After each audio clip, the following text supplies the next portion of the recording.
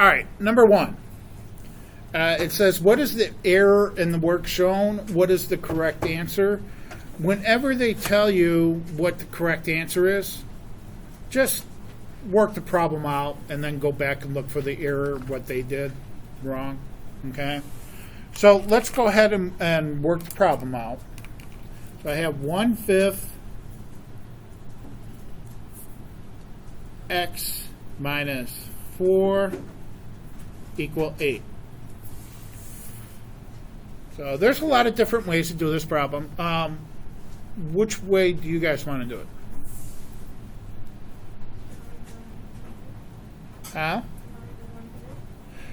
Divide the 1/5. Yeah, that's how I would do it.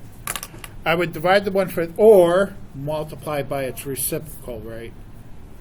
That's what we're really doing when we divide by 1/5. We're multiplying by its reciprocal. Because that cancels out to 1, that gives me my x minus 4.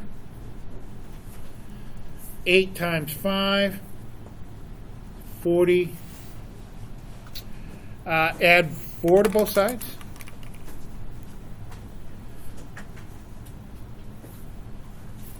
And I get x equals 44. Now they get x equals 60. So let's kind of go back here and see what they did. Okay. They started out like us, and then it looks like they tried to distribute the 1/5 over the parentheses. Okay, because they ended up with a 1/5 x, but here's where they went wrong, isn't it? They didn't distribute the 1/5 to the 4. So that's their error. Didn't distribute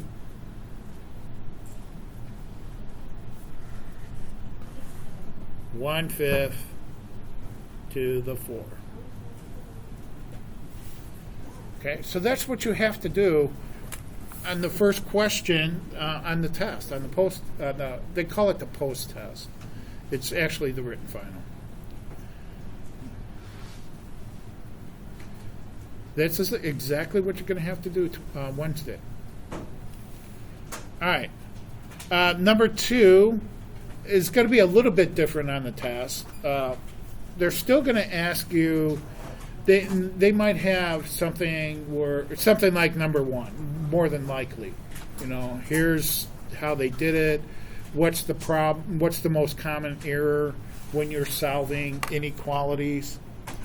By the way, what is the most common error when you're solving inequalities?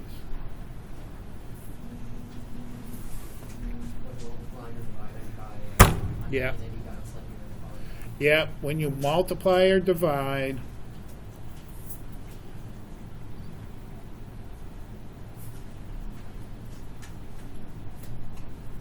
by a negative number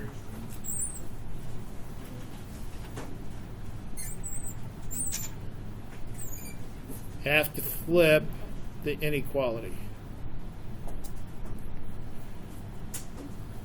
Okay, that is the biggest problem with inequalities. All right. So let's go ahead and solve this. Let's see, I'm going to add 2x to both sides. With inequalities, you always want that x term or the variable term on the left-hand side. So that's why I'm going to bring my x's over here and my numbers over here. So I'm going to add 2x to both sides. I get 8x minus 10. Now we added, so keep the sign. These cancel, and I have 6. Now I'm going to bring the numbers to that sign. So I'm going to add 10 to both sides. I get 8x is less than 6 plus 10, 16. There should be a 10. And then I'm going to divide by 8. So I get x. 16 divided by 8 is 2. It's all positive numbers, so I keep the sign. And I'm done.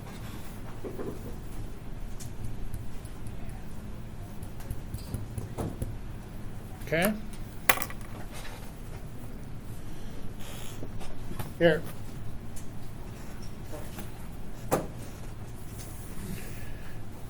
All right, number 3. It says solve and graph the following inequality. Now, by the way, what's the biggest problem with absolute value inequalities? What's the common mistake? 2 problems. You have to make 2 problems. 2 problems.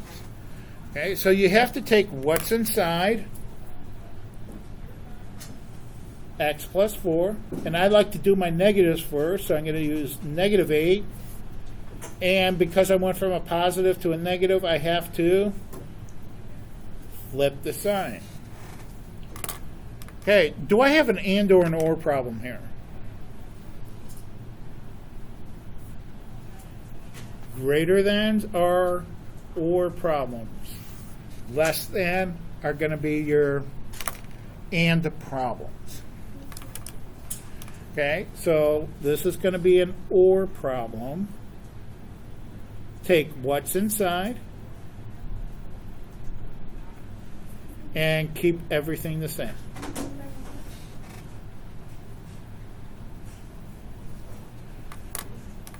Okay, I got to subtract 4. So I get x is less than or equal to negative 8 minus 4, negative 12, or subtract 4, x is greater than or equal to 4. That's my inequality solution.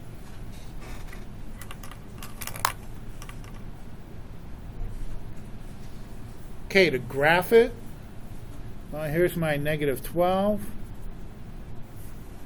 Here's my 4. Which way am I going to shade? Out, right? To the out, like boat oars. To negative infinity and positive infinity. Now, equal signs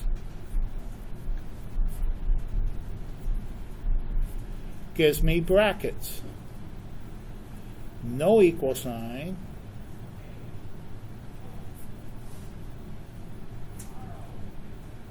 gives me parentheses. So what do I have here? Equal signs, right? On both. So they're brackets. And then my interval notation solution, negative infinity, always gets parentheses, right? I'm going to come up here, stop at negative 12, gets my bracket. Here's my space for my union. And then it starts up again here, bracket 4, and then infinity. Always gets parentheses. But absolute value inequalities are a lot of work.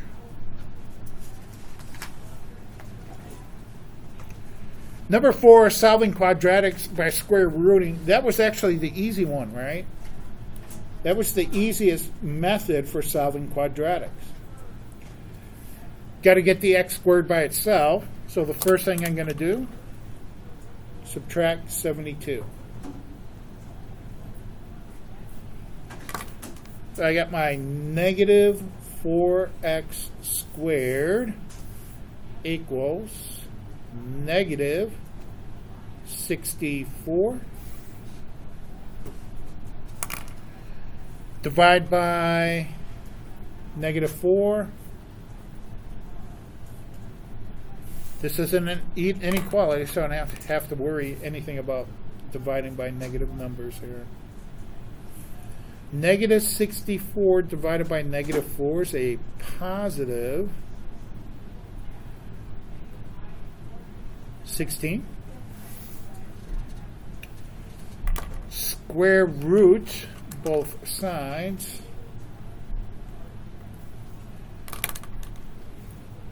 And I get x equals plus or minus 4. Now, what do you think is the most common mistake here?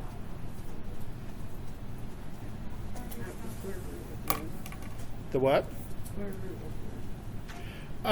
Yeah, there's a lot of students that make mistakes, forget about the square root, but most of you forget the plus or minus sign. Okay? That's the biggest mistake. And unfortunately on the final, if you don't put the plus or minus sign, we have to take a point off. Okay.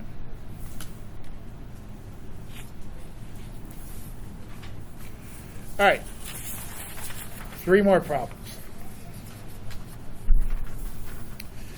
Number 5, it says create a quadratic function shifted to the right. So we're doing transformations, right?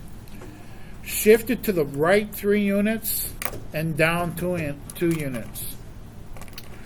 Okay. They don't give us a function.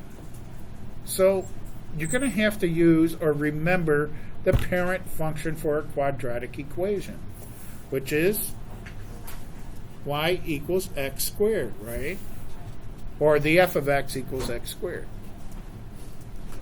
Now, in order for us to move left or right, we have to be inside the math symbol, right? Okay, so we're looking at this. The math symbol here they're giving us are these parentheses. So I have to move it right 3 units. So there's my 3 units. What sign do I use inside the math symbol? Minus, right? Because it's opposite when we're inside any math symbol. In fact, that would be the most common error, right? Opposite sign, opposite inside math symbol.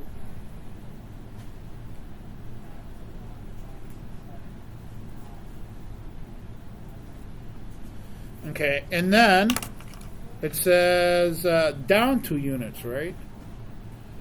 Well, this time we follow the sign because it's outside the math symbol.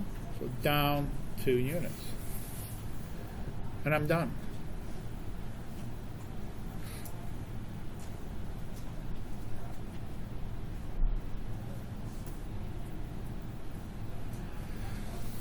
Okay, number 6 is an oldie but a goodie. Systems of equations, word problems. And we're going to set it up. We don't have to solve it, okay?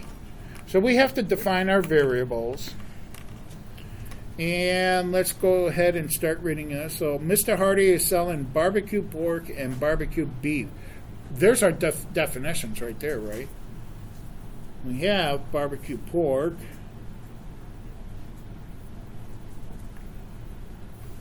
And our other definition is going to be barbecue beef, right? We just don't know if this represents the number or the price yet. The price of barbecue pork or the number, the amount of barbecue beef. So let's keep going.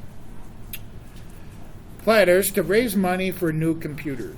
On day 1, Mr. H sold 38 barbecue pork. So we know it's not numbers. It's going to probably be price.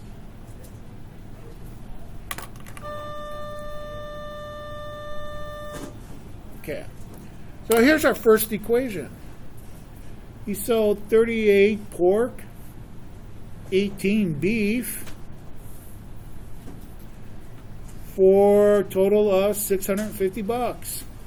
So 38 pork, which is X, and 18 beef, which is Y, for $650.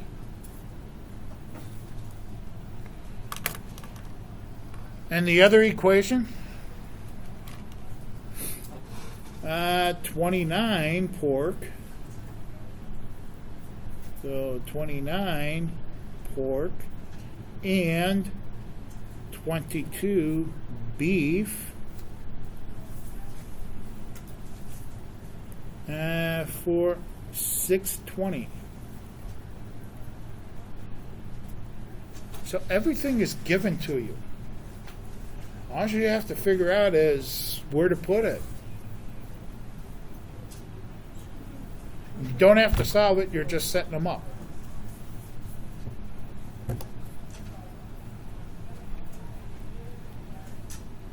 And then the last question for part one of the final on Wednesday is stating the domain and range and telling whether it's a function. Now, this is when you have a graph, it's really easy to tell if you have a function or not, right? Because what are you going to use?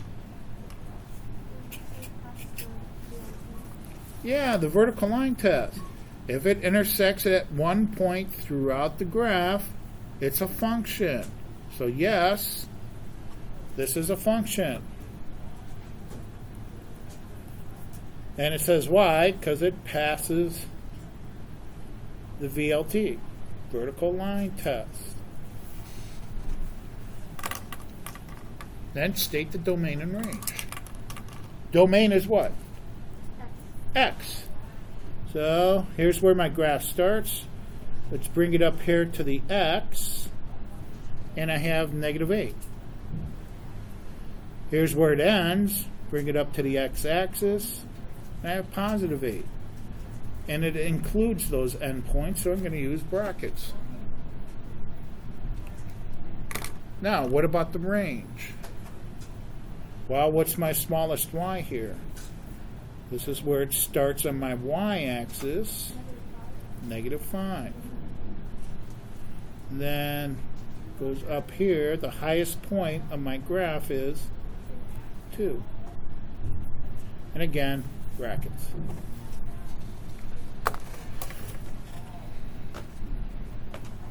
You guys should be able to do very well on at least the first part. If you want to go ahead and work on the second part, by all means do it. We're going to have our practice test tomorrow for the first part. If you want to go ahead and work on the second part, like you got 10 minutes or so, or rest.